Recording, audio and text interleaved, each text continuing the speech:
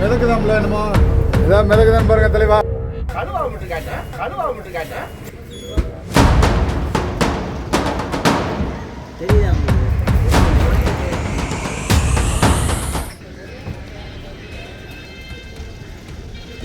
தெரியுதா உங்களுக்கு?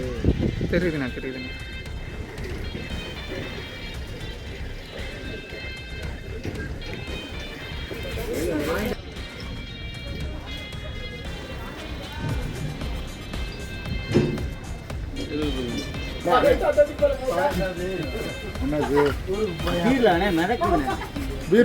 மிதக்குதான்ல என்னமோ பாருங்க என்னப்பா மிதக்குது